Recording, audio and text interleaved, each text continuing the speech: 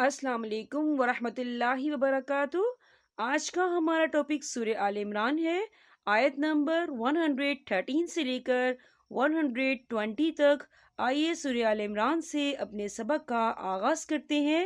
رب اشرح لی صدری ویسر لی امری واحلل عقدۃ من لسانی یفقہوا قولی ربی زدنی علما۔ شروع کرتی ہوں اللہ تعالیٰ کے نام سے جو بڑا مہربان نہایت رحم والا ہے۔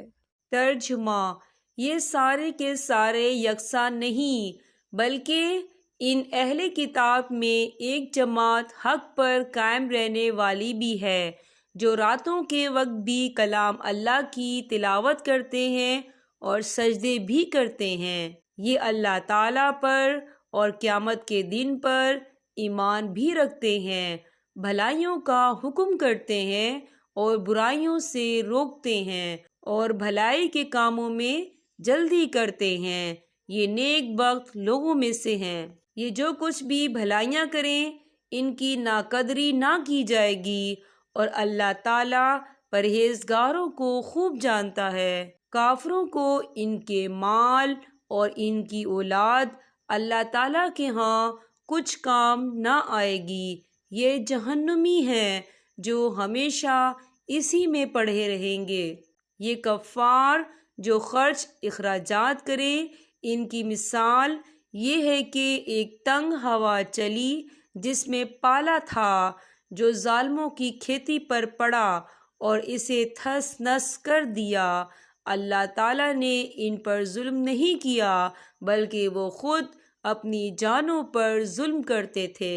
اے ایمان والو، تم اپنا دلی دوست ایمان والوں کے سوا اور کسی کو نہ بناؤ۔ تم تو نہیں دیکھتے دوسرے لوگ تمہاری تباہی میں کوئی کسر اٹھا نہیں رکھتے، وہ چاہتے ہیں کہ تم دکھ میں پڑو۔ ان کی عداوت تو خود ان کی زبان سے بھی ظاہر ہو چکی ہے، اور جو ان کے سینوں میں پوشیدہ ہے وہ بہت زیادہ ہے۔ ہم نے تمہارے لیے آیتیں بیان کر دی، اگر عقل مند ہو تو غور کرو۔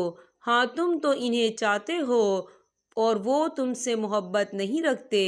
تم پوری کتاب کو مانتے ہو، وہ نہیں مانتے، پھر محبت کیسی؟ یہ تمہارے سامنے تو اپنے ایمان کا اقرار کرتے ہیں، لیکن تنہائی میں مارے غصے کے اپنی انگلیاں چباتے ہیں۔